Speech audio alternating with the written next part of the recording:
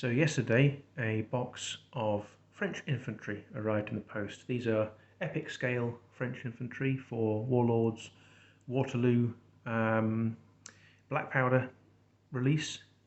This is sort of a proof of concept, really. And yes, I've completed them. As you can see, I haven't painted them. But they are nevertheless complete. I was really impressed with the Waterloo epic stuff when it was announced and released, and I've been very tempted with it. Never done Napoleonics before, but I'm never going to get them painted in anything like enough time to play. I've got a young family, I've got lots of work on, I'm self-employed.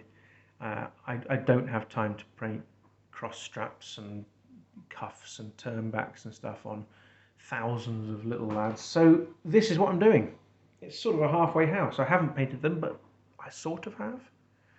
Anyway, what have I done to them? Well, my guiding principle for this is clarity and ease of observation, I suppose. So the first thing I've done, you can see, is I've added flags to all the battalions, and I've also done two other things to the battalions. I've done a quick stripe of silver on every bayonet.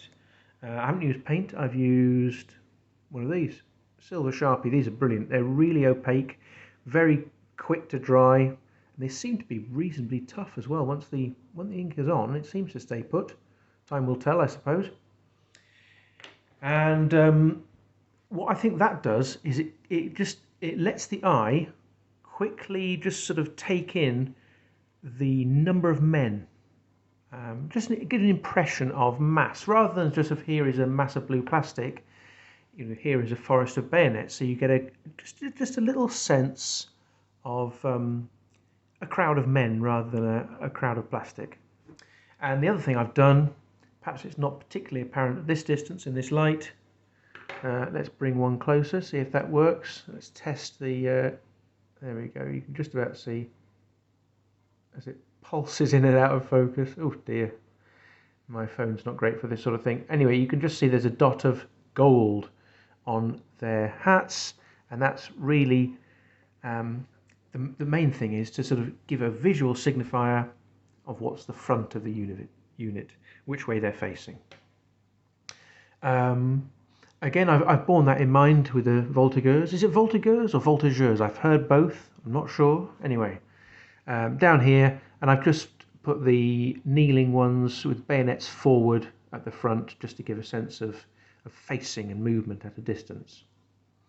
With the cannon, a quick stripe of gold on the barrel, a quick lick of silver around the, for the tyres of each wheel. That's all I've done. And again, I have done little gold dots on the helmets. See if it likes. No, see, it doesn't like to latch on to the focus. It sort of pulses in and out sickeningly. Oh well, there you go. That's the cannon. And what have I done with the lads on horses? The brigade commanders. It's a bit of a test, really. They've got black hats. Well, no prizes for guessing what I used there. Black permanent marker. For the horses, I used the silver pen. I think it gives quite a good impression of a sort of silver grey horse. For this one, I've used white. For that, this wasn't particularly successful. I used a Posca marker. Excuse the remains of black paint on my thumbnail there. I've been spraying figures. This wasn't massively successful. A little bit watery.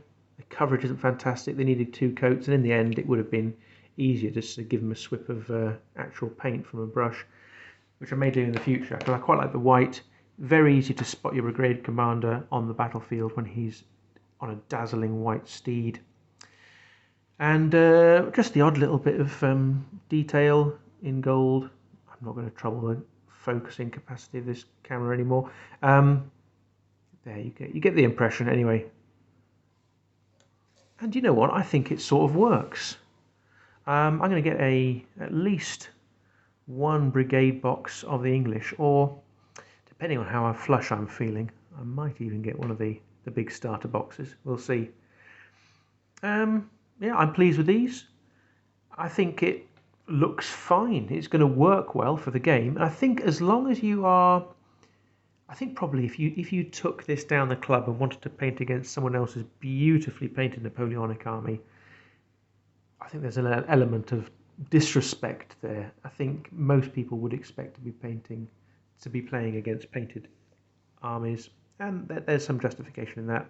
My opponent is likely to be my son or my daughter, possibly my wife if she's feeling immensely generous, and a couple of friends, and I will have both armies not painted in this particular style, and I dare say I'll probably try and combine it with very simple sort of abstract terrain and scenery for that sort of toy soldier feel, you know, that sort of H.G. Wells' Little Wars.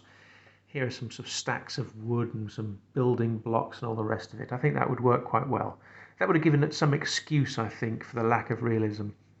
But I like this sort of toy soldier look. Yeah.